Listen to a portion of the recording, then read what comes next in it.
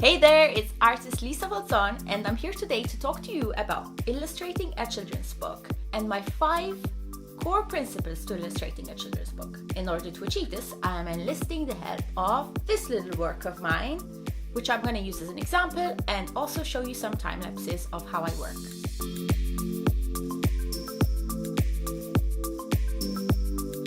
This little work is Il-Qtates, which is Maltese for the cats off the shore. This is my second fully illustrated children's book. I've actually done a lot of little book covers here and there and lots of interior spot illustrations. I think I have maybe 15 books published of this kind, but these kinds of books are completely in a genre of their own. And the reason is they are a behemoth task. They're an amazingly huge commitment for me. In fact, I try to space them out as much as possible. This book came out 2 years ago. I've since illustrated 2 more fully illustrated children's books, but I try to space them out because they really take it out of me.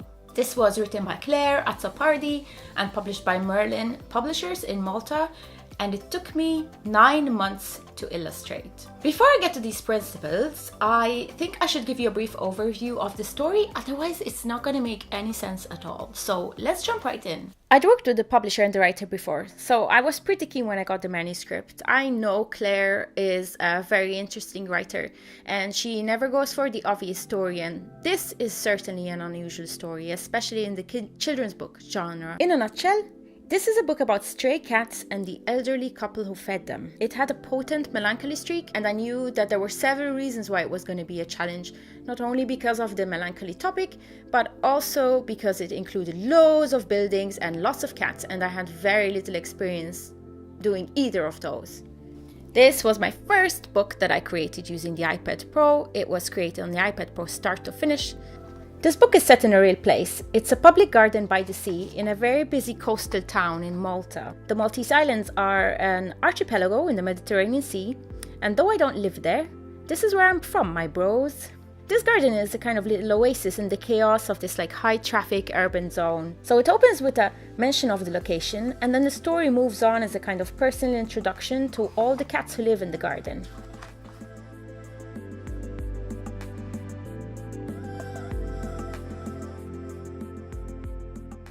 The text is a part rhyming song of cat names for the first few pages, as we are being introduced to all the different cats. We are introduced to the humans of this story.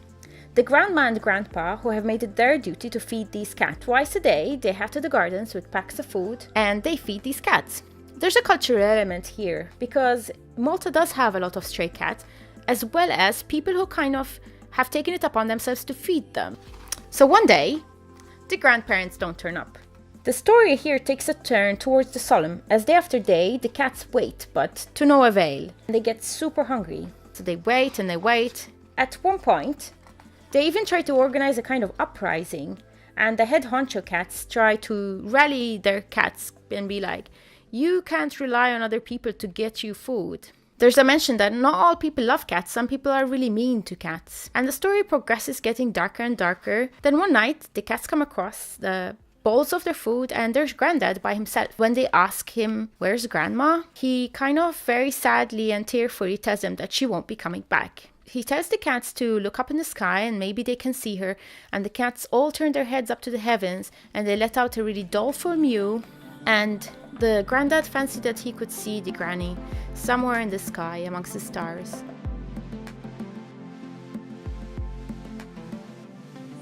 It is excusable to think that the illustrator's job is that to illustrate the text straight up. And there definitely is a kind of cheaper, lower quality illustration that just does this.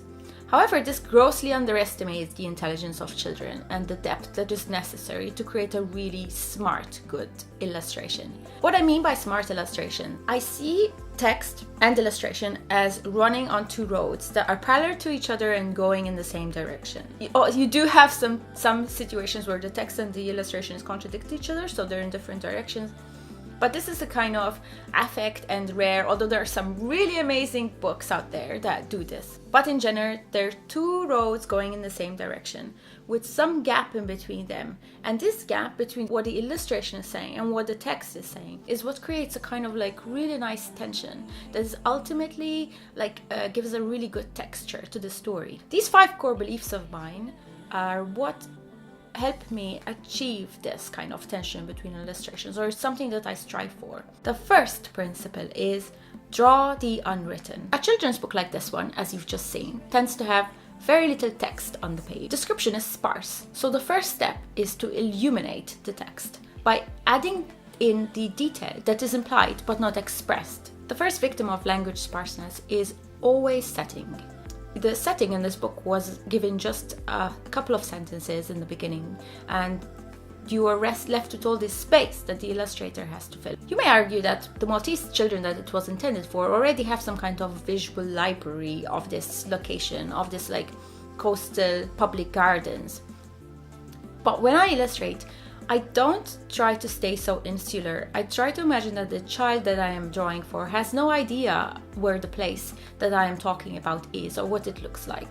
I think this lends a little bit of authenticity. It was especially hard in this case because this space was a little bit odd. It's a public gardens that is by the sea. Unless you're very familiar with the Mediterranean, you probably do not have that visual reference. Settings of this sort are all about detail. I wanted it to be in the Mediterranean just via small hints, like palm trees and flat-roofed buildings and typical oleander and squat little palm trees. I steered clear of any nationalistic emblems like flags or like traditional boats and stuff like that because I find that somewhat on the nose, and for a story as subtle as this, I wanted to stay super sotto voce, super quiet.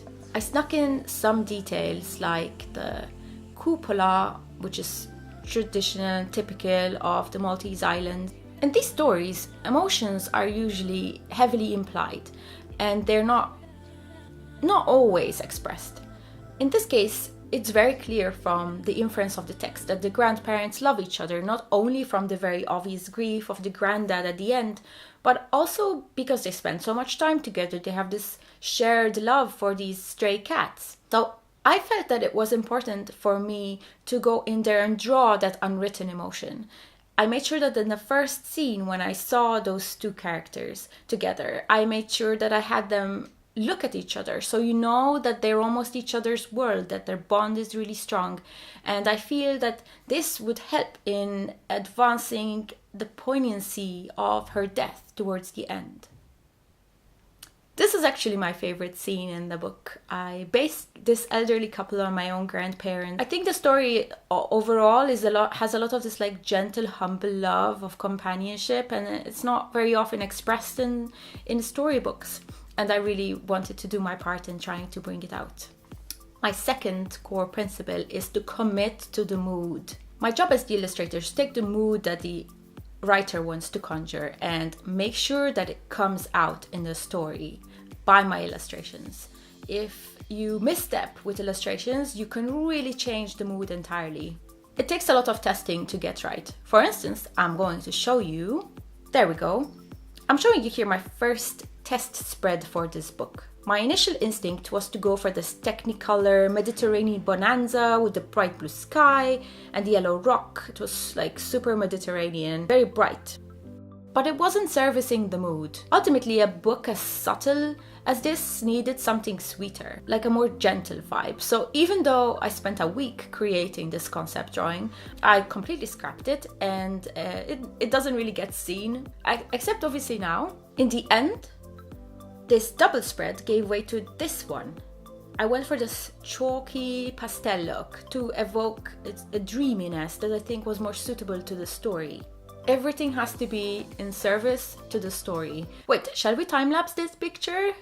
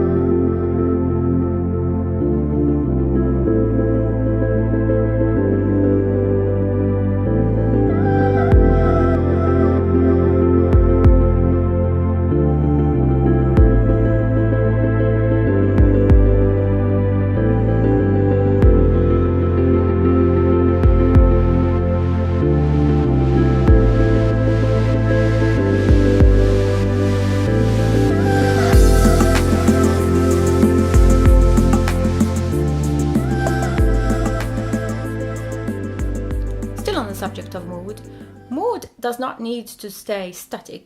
In this story, I made the mood progress from happy to anxious to solemn to transcendental by having it follow the idea of a single day. Even though the story was spread over several weeks, I had the first images set in the morning, the later images set in an overcast midday or afternoon, the late ones are sunsetty, and then it moved into the darkness to match the solemnity of when the cats realized that the grandmother had died.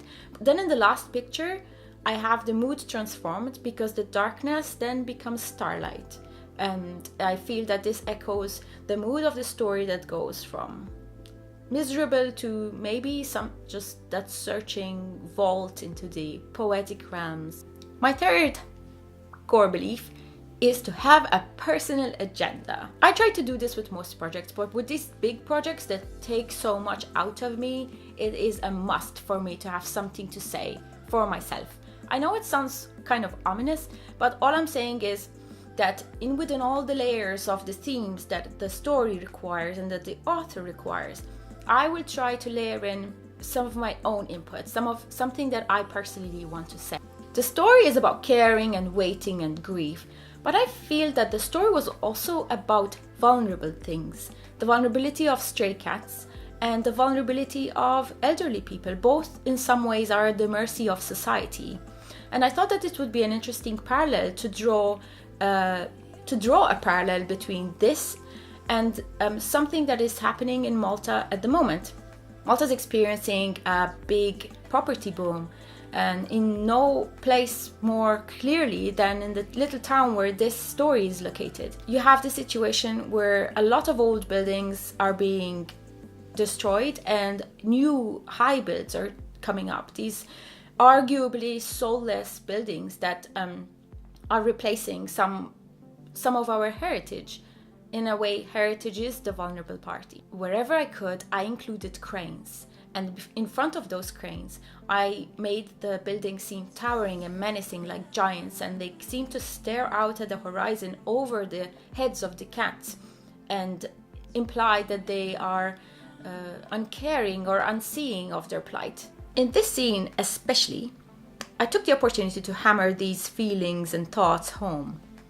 I had the tall buildings tower over the traditional house.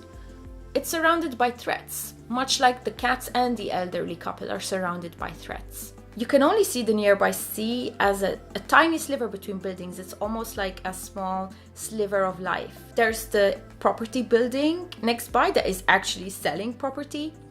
And then there's the digging machine in the gap between the traditional house and the high-rise. And this is also an indication that this is also going to become a high-rise building, that this gap is no longer going to be a little haven of light-filled space within a small street. And the little house itself, I made sure that you could also read into it and tell that it is doomed. It got a little site notice on it, which is a very familiar scene on the Maltese islands. It's an indication that the house has been scheduled for redevelopment. So the suggestion is that the house is also something that is about to disappear. And we are literally looking at something that's not going to be there very much longer. And as the elderly couple are exiting the scene, I think that you draw immediately the parallel between the house and the elderly woman that is, now we know, about to die. Let's time-lapse this one.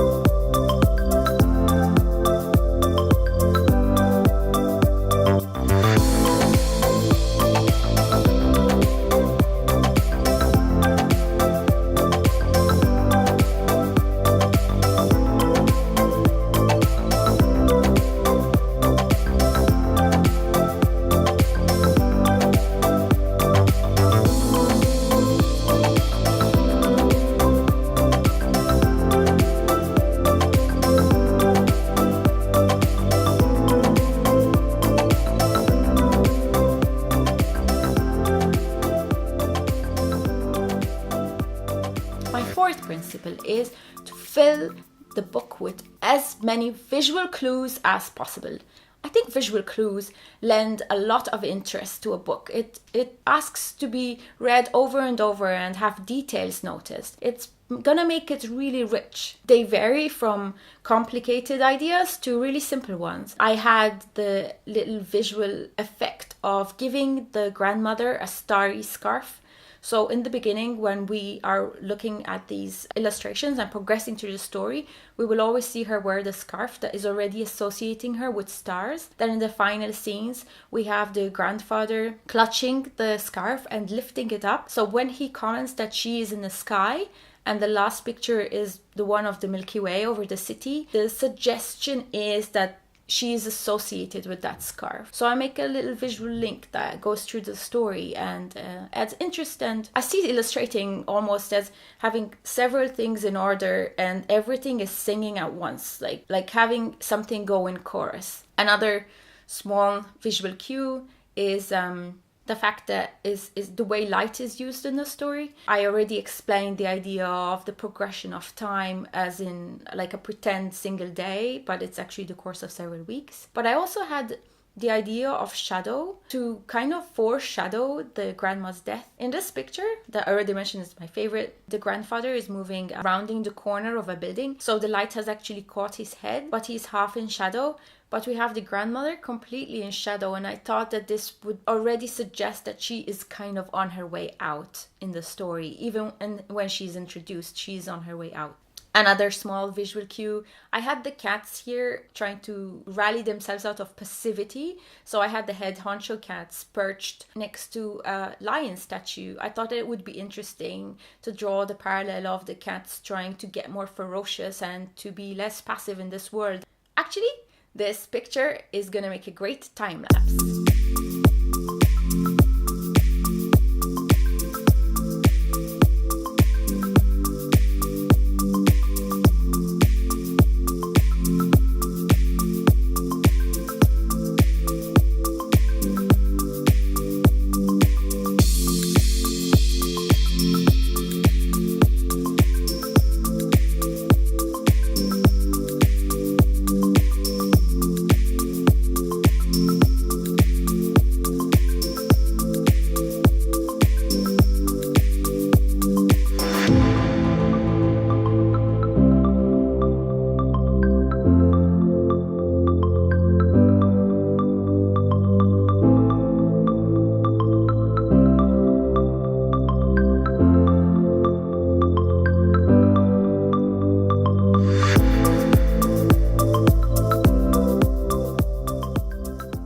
My fifth principle, and by no means my least important, in fact it's possibly my most important, is think of the reader. There's been a spate of books lately, children's books. I think I read 3 in 2017 that are peddled as children's books, but they're not really kids' books, as in the sophistication of thought and interests are more those of adults than children. And I think this is just a case of maybe publishers not wanting to publish these very good picture books, by the way, that I'm not mentioning which ones I mean, but they're excellent picture books, but they are not exciting for children. They're like Snoresville, you know, and but for adults, they're very interesting, they're very quaint and cool and funny. So I think publishers don't really know where to put these weird books that look like children's books but are actually for adults, so to just issue them as children's books. I always try to make sure that my book is for kids first and foremost. I try to imagine what it's like for the kid to read the book. The book's text is very poetic. It has pages of cat names that are reeled in like this loose kind of rhyme and very imagery heavy names like charcoal, smoky and snowy and sawdust, and these are names that evoke a certain type of coat color. So what I did, for instance, this page that starts with names like snowy and charcoal, I made sure to make the cats that were the largest and closest to the viewer correspond to actually those names with regards to how I imagine their coat colors to be. And I feel like being this obvious in the closest to the reader might inspire the child to just move their finger around and try to guess which name corresponds to which cat in a picture. And I think maybe this will encourage rereads and a certain amount of agency on the part of the child who, rather than being passively read to, now has a little game to perform. Think of readers too when I use a variety of camera angles. When you look at illustrations from maybe the 70s or even, I think there was a phase in the noughties where like old-time illustration was kind of considered cool, but they're really like face on. You have the characters like one here and one here, and the horizon line is here. And I think, as I mentioned before, I think kids these days are very sophisticated. There's Pixar movies and Disney movies that are constantly showing them different camera angles. They have the same visual capacity for movement and interesting angles that grown-ups have. And of course, it's easier to make an illustration that is like old-timey, but I try to really push myself with as many different angles as possible, zooming in and out, going up and down, looking through things, because I think that this will create a book that a child may find exciting and not boring. One case in point was this complete overhead shot of these cats feeding, and I had this idea of spreading them out like flowers around their food cans. I wasn't very sure about this picture, but it turns out that reader after reader pointed it out to me as their favorite, so there you go. Let's time-lapse this picture.